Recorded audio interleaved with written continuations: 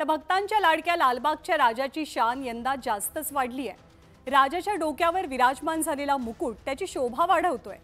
20 kilo सोन्याचा आणि 16 कोटी रुपये किमतीचा हा मुकुट राजाच्या श्रीमंतीत भर घालतोय। लालबागच्या राजाचं यंदाचे 91 वर्ष आहे आणि हा सोन्याचा मुकुट बाप्पाचरणी अर्पण केलाय रिलायन्स फाउंडेशननं। या सुवर्ण मुकुटाची निर्मिती केली आहे रिलायन्स ज्वेल्सनं। तर हा मुकुट घडवण्यात मार्गदर्शक म्हणून काम केलंय देवांचे दागिने घडवण्यासाठी प्रसिद्ध असलेल्या मुंबईच्या नाना वेदक यांनी। तर हा मुकुट घडवण्यासाठी कारागीर गेली 4 महिने अहोरात्र काम करत होते। यावर्षी लालबागच्या राजाचे 91 वर्षी रिलायन्सचे अनंत शेठ अंबानी यांनी जवळजवळ 20 किलो शुद्ध सोन्याचा 22 कॅरेट हॉलमार्क सोन्याचा मुकुट अर्पण केलेला आहे आणि त्या मुकुट लालबागच्या राजाच्या मस्तकावर कुठेही न स्क्रॅच पडला तो बसवला पाहिजे अशा तऱ्हेने मंडळांनी आपल्यावर जबाबदारी दिली होती। त्याप्रमाणे त्यांचे कारागीर आणि मार्गदर्शन करून आपण तो मुकुट केलेला आहे। तो मुकुट 4 फोल्डमध्ये आहे। 4 फोल्ड एकत्र केल्यावर तो अखंड मुकुट दिसतो। ज्यावेळी ते मंडळाशी गेल्या 15 वर्षांपासून जोडले गेलेले आहेत, यावर्षी त्यांनी एक मंडळासाठी लालबागच्या राजासाठी या लालबागच्या राजाच्या असलेल्या श्रद्धेपायी आणि त्यांची जी भक्ती आहे त्या भक्तीसाठी त्यांनी लालबागच्या राजाच्या चरणी एक सोन्याचा मुकुट अर्पण केलेला आहे।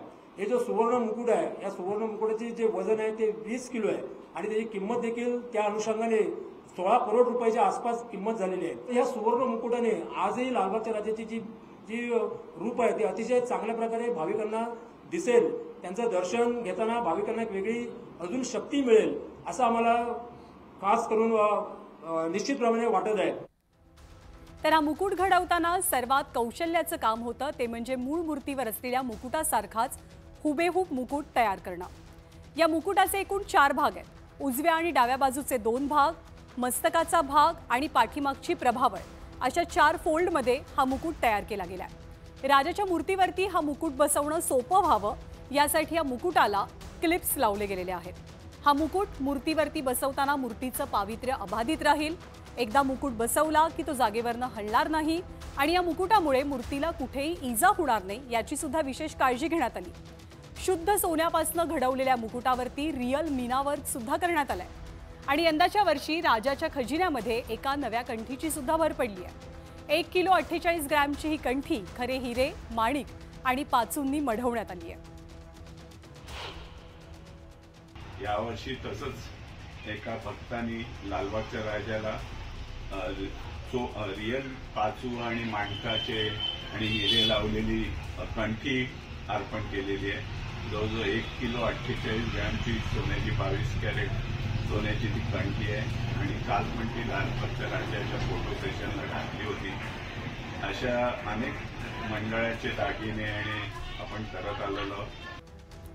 तर लालबागचा हा बाप्पा खऱ्या अर्थानं राजा बनलाय कारण राजाची आत्ताची दागिन्यांची श्रीमंती सर्वांचेच डोळे दिपवून टाकणारी आहे।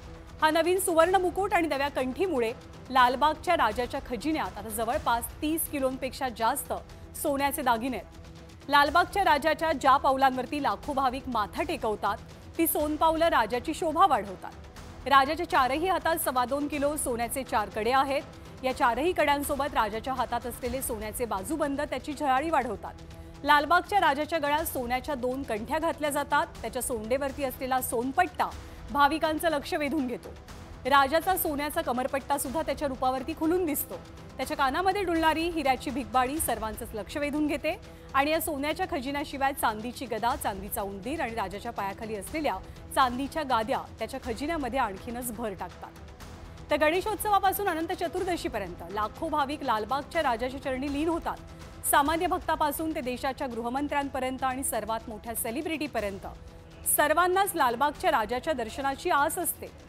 दर्शनासाठी येणारा प्रत्येक भाविक देवासाठी सारखाच असतो।